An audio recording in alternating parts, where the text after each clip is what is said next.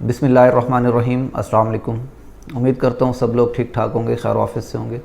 تحریک عدم اعتماد کے بارے میں محترمہ بے نظیر بھٹو کیا کہتی ہیں، ذرا ملاحظہ فرمائیے۔ No confidence motion is not a joke.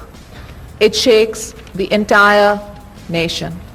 And not only does it shake an entire nation, the working of the machinery of that nation, but it also gives rise to fears about democratic institutions and indeed about its implications on the integrity and the unity of Pakistan. آپ نے سنا محترمہ بے نظیر بھٹو کہہ رہی ہیں کہ تحریک عدم اعتماد کوئی مذاق نہیں ہے، یہ پوری کی پوری قوم کو ہلا کر رکھ دیتی ہے، اور یہ نہ صرف قوم کو اور نہ قوم کی ورکنگ مشینری یعنی اداروں کو ہلاتی ہے، بلکہ یہ جمہوری اداروں کے لیے بھی بہت بڑا خطرہ ہے۔ اور انہوں نے کہا کہ یہ ملک کی سالمیت اور اتحاد کے لیے بھی بہت خطرناک ثابت ہوتی ہے۔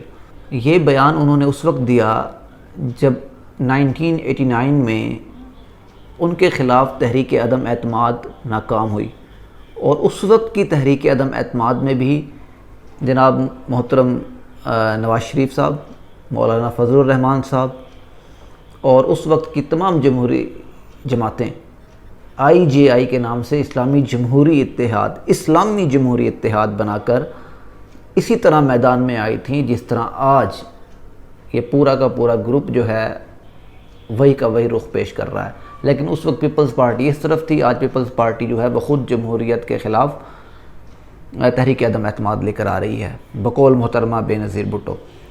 اب میں یہ پوچھنا چاہتا ہوں، سب سے پہلے میں سب پہ روشنی ڈالوں گا، ان سارے غیر جمہوری کرداروں پر، پیپلز پارٹی پہ بھی، تحریک انصاف پہ بھی، نون لیگ پہ بھی، مولانا فضل الرحمان پہ بھی، اور قوم کو کیا کرنا چاہیے اس پر بھی ہم بات کرتے ہیں۔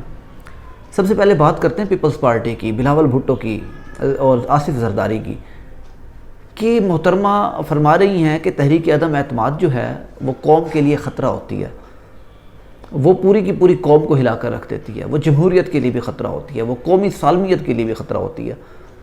تو یہ پیپلز پارٹی کس آئیڈیالوجی پہ باہر آئی ہے تحریک عدم اعتماد لے کر؟ نمبر ایک، وہ کیا خطرات پیش کرتی ہے پیپلز پارٹی، اس کی طرف بعد میں جاتے ہیں۔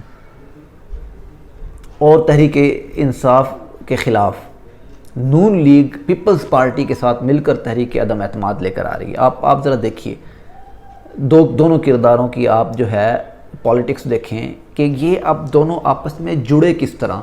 یہ دو وہ ہیں، یہ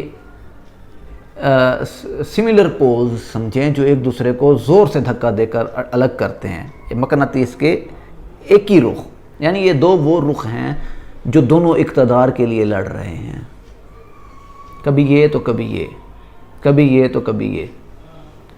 تو یہ جماعتیں جو ہیں یہ دونوں جڑی کیسے؟ ان کو جوڑنے میں کردار ادا کیا مولانا فضل الرحمان صاحب نے۔ اور اب مولانا فضل الرحمان صاحب کا اس جماعت میں جو یہ پورا جماعتی اتحاد بنا، جس کو انہوں نے PDM کا نام دیا، اس میں مولانا فضل الرحمان کا کیا کردار ہے؟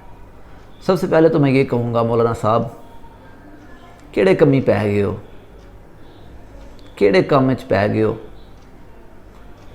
آپ نکلے تھے اسلامی ملک بنانے، اسلام کا نفاذ کرنے، اور آپ کھڑے ہو گئے ہیں ان کے ساتھ جنہوں نے ہمیشہ جو ہے وہ بقول علماء اسلام کو نقصان پہنچایا ہے۔ میں اپنی بات نہیں کر رہا، میں ایک اس آئیڈیالوجی کی بات کر رہا ہوں جو اس ملک کے علماء پیش کرتے ہیں۔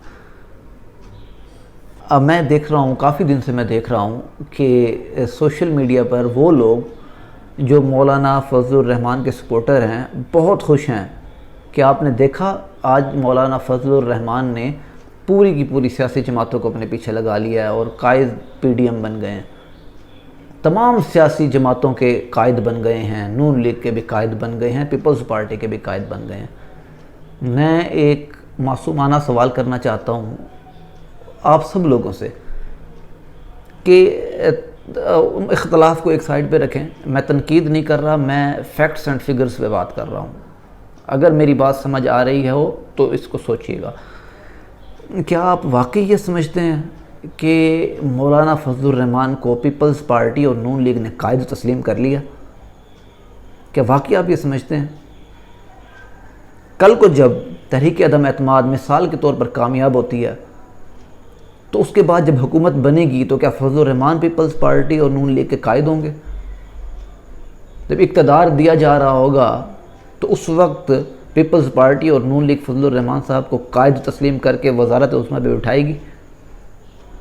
یہ دو وہ پول ہیں جو ایک دوسرے کو دھکا دیتے تھے، اب یہ آپس میں جڑے ہیں اور جوڑنے میں کردار ادا کیا ہے فضل الرحمان صاحب نے۔ اب اگر پی ڈی ایم بنانی تھی، عمران خان کو گرانا تھا، تو یہ دو جماعتیں اکٹھی اکیلی نہیں بیٹھ سکتی تھیں۔ کیوں؟ کیونکہ اگر نون لیگ کو پی ڈی ایم کا سربراہ بنایا جاتا تو تحریک پیپلز پارٹی جو تھی اس کو نقصان تھا، کیونکہ اگر پی ڈی ایم کامیاب ہوتی تو صحرا جو ہے وہ جاتا نون لیگ کے سر، اور اگر اس پی ڈی ایم کا سربراہ پیپلز پارٹی کو بنا دیا جاتا تو نون لیگ اختلاف کرتی، کیونکہ اس کا صحرا جاتا پیپلز پارٹی کے سر اور سارا ووٹ اس کو پڑتا، اقتدار میں آنے کا خطرہ تھا، کیونکہ ان دونوں کی اقتدار کی جنگ ہے نا۔ اب انہوں نے درمیانی راستہ اختیار کیا۔ جب یہ پارٹیاں آپس میں اتفاق اور متفق ہوتی ہیں نا تو ایک نیوٹرل پرسنالٹی پہ ہوتی ہیں، جس سے ان کو خطرہ نہیں ہوتا، جس کا ان کو پتہ ہوتا ہے کہ یہ تو کسی مقابلے میں ہے ہی نہیں، اس پہ اتفاق کر لو، اس کو استعمال کرو۔ اب یہاں پر انہوں نے اتفاق کیا مولانا فضل الرحمان صاحب پہ کہ آئیں جی آپ پی ڈی ایم کے سربراہ بن جائیں، اور مولانا صاحب بڑی خوشی سے پی ڈی ایم کے سربراہ بن گئے۔ تو اب میں یہی پوچھنا چاہ رہا ہوں کہ میرے بھائی یہاں تو بات ہی اور ہو گئی ہے۔ دونوں نے جب اتفاق کرنا تھا جس سے خطرہ نہیں تھا، انہوں نے دیکھا کہ یہ تو اقتدار کی دوڑ میں ہے ہی نہیں، یہ تو پرسنٹیج بنتی نہیں ہے۔ ہاں اگر موقع ملا تو ایک وزارت یا کوئی ایک مشارت۔ تو اب یہاں پر میں کہوں گا کہ مولانا صاحب آپ تو ہمیشہ اسلام کی بات کرتے ہیں، اسلام کو لے کر آنا چاہتے ہیں، تو اسلام کے لیے تو آپ کو چاہیے تھا کہ اپنی اکثریت بناتے، کیونکہ آپ کی حکومت کبھی آ ہی نہیں سکتی، کبھی نہیں آ سکتی۔ اس کی ایک وجہ ہے، اس کی وجہ یہ ہے کہ آپ پورے ملک کی 100% آبادی میں سے ایک طبقے کو ریپرزینٹ کرتے ہیں، اور اس فرقے اور اس مسلک کے بھی مذہبی سوچ رکھنے والے، اور اس مسلک کے بھی مذہبی سوچ رکھنے والے 3-4 گروپوں میں ڈیوائیڈ ہیں۔ کوئی جماعت اسلامی کے ساتھ کھڑا ہے، کوئی رائے حق پارٹی کے ساتھ کھڑا ہے، کوئی آپ کے ساتھ کھڑا ہے، کسی کی اور بھی کوئی مذہبی جماعتیں ہوں گی۔ اب ایک مسلک اور اس مسلک کے بھی صرف مذہبی ووٹ، اور ان صرف مذہبی ووٹ کو بھی 3 میں تقسیم کر کے آپ کے حصے میں کیا آئے گا؟ آپ کب حکومت بنا سکیں گے؟ حکومت بنانے کے لیے تو 50+ میجورٹی چاہیے ہوتی ہے، آدھی ملک کی آبادی آپ پہ اتفاق کرے۔ یہ ریالٹی اور یہ فیکٹس اینڈ فگرز ہیں میرے بھائیوں، جس کو پیپلز پارٹی نے بھی دیکھا اور نون لیگ نے بھی دیکھا کہ ہمیں تو خطرہ ہی نہیں ہے مولانا صاحب سے۔ چلیں بقول مولانا صاحب کہ یہ ایک سلیکٹڈ حکومت تھی اور یہ جو ہے ملک کے لیے خطرہ تھی، اس کو گرانا بڑا ضروری تھا، جس کی وجہ سے مولانا صاحب نے مجبوراً ان دوسری سیاسی جماعتوں کے ساتھ گٹھ جوڑ کیا۔ اب مولانا صاحب پیپلز پارٹی، نون لیگ اور باقی بھی ان کی تمام جو پی ڈی ایم میں جماعتیں ہیں، ان کے بقول سلیکٹڈ کو گرانے جا رہے ہیں۔ اب میں صرف اور صرف ایک عام شہری سے یہ بات کرنا چاہتا ہوں کہ سلیکٹڈ کو اگر گرا دیا بقول ان کے سلیکٹڈ، تو اب جب یہ حکومت بنائیں گے تو کیا یہ اسٹیبلشمنٹ کے کردار کے بغیر بنائیں گے؟ کیا ان کی حکومت اسٹیبلشمنٹ کے رول کے بغیر بن سکتی ہے؟ یہ ہمیں کون سا چورن بیچ رہے ہیں؟ انہوں نے یہ صرف چند ایک خاندانوں کی جنگ ہے اقتدار کی، اس طرف 4-5 خاندان کھڑے ہو گئے ہیں جو اقتدار کی جنگ لڑ رہے ہیں، اور اس میں کچھ مذہبی سوچ کو استعمال کر کے اقتدار کی جنگ والے لوگ ہیں، اور اس طرف کون ہے؟ اس طرف بظاہر دیکھنے میں یہ لگتا ہے کہ عمران خان ایک ایسی پرسنالٹی ہے جو روایتی موروثی سیاست نہیں ہے، لیکن یہاں پہ بھی یہ جو پوری کی پوری پارٹی ہے یہ اقتدار کی لالچ رکھنے والے لوگوں کے ساتھ مل کے بنی ہے۔ اس پارٹی میں بھی وہ سارے خاندان ہیں جو اقتدار کی جنگ لڑ رہے تھے۔ آپ کے سامنے آ گیا چودھری سرور علیم خان کس طرح ٹوٹ کے سائیڈوں پہ ہو رہے ہیں کہ ہمیں اقتدار میں بٹھایا ہی نہیں، جو ہے وہ وزارت اعلیٰ عثمان بزدار کو دے دی۔ یہ سارے اقتدار کے لالچی لوگ تھے، اس طرف بھی اس طرف بھی۔ درمیان میں دو ہاتھیوں کی جنگ میں جو پسی ہے وہ عوام پسی ہے، صرف عوام پسی ہے۔ اب بات کرتا ہوں حکومتی جماعت کی، یعنی کہ تحریک انصاف کی۔ اب آپ یہ دیکھیں کہ ان کی آپ جو ہے ان کا کام چیک کریں کہ آپ نے بیٹھ کے ساری جماعتوں کو غدار کہنا شروع کر دیا۔ اور یہ روایت ہے میرے بھائی، جس حکومت کے خلاف بھی عدم اعتماد کی تحریک آئی ہے یا کسی حکومت کے خلاف بات ہوئی ہے تو اپوزیشن نے کہا ہے کہ یہ حکومت ملک کے لیے خطرہ ہے، یہ حکومت جعلی ہے۔ اور حکومت کے خلاف جب اس طرح کی تحریکیں اٹھی ہیں تو حکومت نے کہا ہے کہ یہ سارا جو اتحاد ہے، یہ سارا کا سارا اتحاد غیر ملکی طاقتیں لے کر آ رہی ہیں۔ یہ تاریخ ہے اور یہ سیاسی حقیقت ہے اس ملک کی۔ اور اس پارٹی نے جو ہے یہ کیا کہ پوری جماعتوں کو جو ہے وہ غدار قرار دیا، اور یہ پورے کے پورے 3-3.5 سال جو ہیں دونوں پارٹیاں آپس میں لڑتی رہیں۔ اب میں پاکستان کے لوگوں سے ایک بات کرنا چاہتا ہوں کہ مجھے یہ بتائیں کہ ایک کمپنی کے اندر جب ملازمین بھرتی کیے جاتے ہیں، وہ ملازمین بھرتی کرنے کے بعد کمپنی کے لیے کام کرنے کی بجائے آپس میں لڑتے رہیں اور یہ کہتے رہیں کہ یہ کام غلط کر رہا ہے، یہ کام غلط کر رہا ہے، وہ کہ یہ کام غلط کر رہا ہے، یہ غلط کر رہا ہے، یہی کچھ کرتے رہیں، کمپنی کے لیے کام نہ کریں، کمپنی ان کو رکھے گی؟ یہ بالکل اس طرح ہیں یہ ساری جماعتیں، اپوزیشن بھی اور اقتدار بھی۔ ہم نے ان ساروں کو ووٹ دیا کہ چلو اپوزیشن میں چلے جانا یا حکومت میں چلے جانا بے شک، لیکن ملک کو اوپر لے کر آنا۔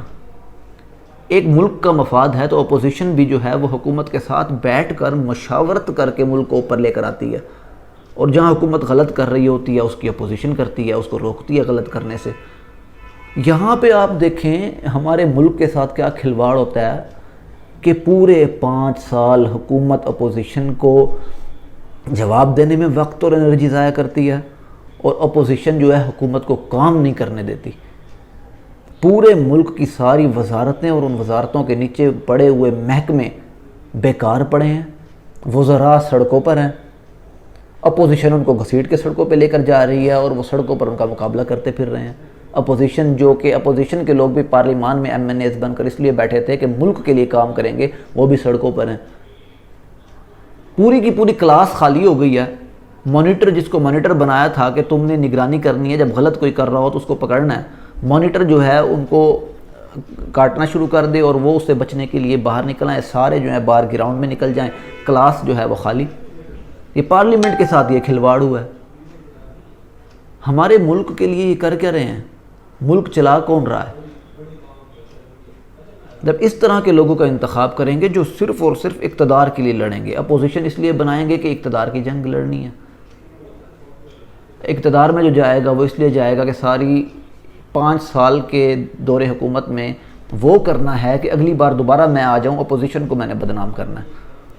ساری انرجی یہاں ڈالیں گے، سارے ملک کے ادارے وہیں بیکار پڑے رہیں گے، ٹیکنالوجی اس ملک کی تباہ ہوگی، معیشت کی طرف کوئی وزیر توجہ نہیں دے گا، معاشیات کی طرف کوئی توجہ نہیں دے گا، اور اقتصادیات کی طرف کوئی توجہ نہیں دے گا، ٹیکنالوجی کی طرف کوئی توجہ نہیں دے گا، آئی ٹی کی طرف کوئی توجہ نہیں دے گا، محکمہ ریلوے تباہ ہو گیا اس پہ کوئی توجہ نہیں دے گا، خارجہ پالیسی کو کیسے بہتر کرنا ہے کوئی توجہ دینے والے نہیں ہیں، قرضے کیسے اتارنے ہیں کوئی سر جوڑ کے بیٹھنے والے نہیں ہیں، بجلی کی کرائسس کیسے ختم کرنی ہے کوئی سر جوڑ کے بیٹھنے والے نہیں ہیں، نوجوانوں کو روزگار کیسے دینا ہے کوئی اکٹھے سر جوڑ کے بیٹھنے والے نہیں ہیں، غربت کا خاتمہ کیسے کرنا ہے کوئی سر جوڑ کے بیٹھنے والے نہیں ہیں، ملک کو سپر پاور کیسے بنانا ہے کوئی سر جوڑ کے بیٹھنے والے نہیں ہیں، دوسرے ملکوں کی غلامی سے کیسے نکلنا ہے کوئی سر جوڑ کے بیٹھنے والے نہیں ہیں، بلکہ دلائل دیتے ہیں کہ ہم تو محتاج ہیں باقی ملکوں کے۔ اس طرح کے لوگوں کو ہم نے انتخاب کیا، اس پارٹی میں بھی اس پارٹی میں بھی، اور جو اسلام کا نعرہ لگا رہے ہیں انہوں نے بھی ہمیں استعمال کیا۔ ہم نے یہ نہیں دیکھا کہ ان کے پیچھے ملک کی کتنی آبادی کھڑی ہے، کیا یہ اقتدار میں آ بھی سکتے ہیں؟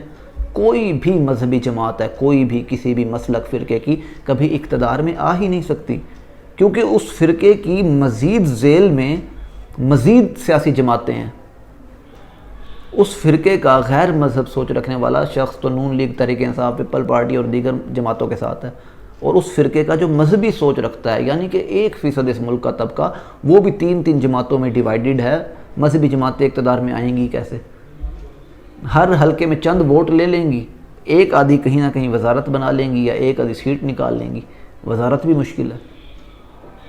اور ہم جو ہیں پاکستانی، جن کے دل میں اسلام ہے، جن کے دل میں محبت رسول ہے، جو اصل میں اسلام لانا چاہتے ہیں، جو اصل میں اسلام پسند ہیں، انہوں نے ساری زندگی 74 سال ان کے پیچھے وقت ضائع کر دیا، کبھی اسٹریٹجی نہیں بنائی، کبھی پالیسی نہیں بنائی کہ حقیقت میں اسلام کو لایا کیسے جائے۔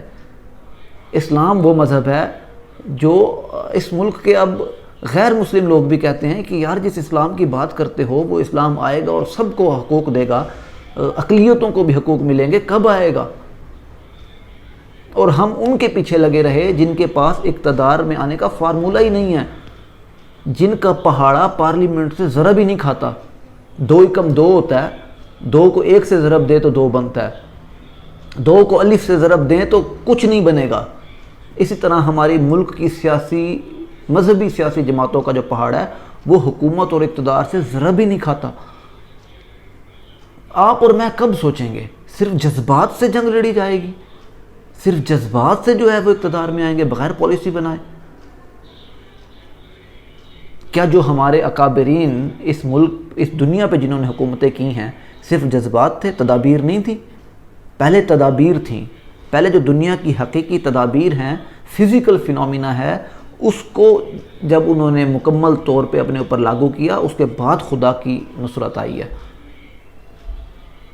سب سے جدید ٹیکنالوجی کہا جاتا ہے کہ خلفائے راشدین کے دور میں اپنائی گئیں، ادارے بنائے گئے، محکمے بنائے گئے۔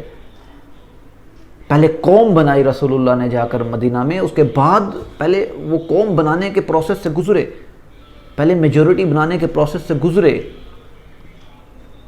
اور پھر اس کے بعد جا کر خدا کی نصرت بھی آئی۔ جب آپ پالیسی نہ بنائیں، اسٹریٹجی نہ بنائیں، اور آپ کہیں کہ ہم جو ہیں وہ صرف جذبات سے اور جو ہے نا ہم صرف اونچی تقاریر کر کے اسلام لائیں گے، تو ایسا نہیں ہوگا۔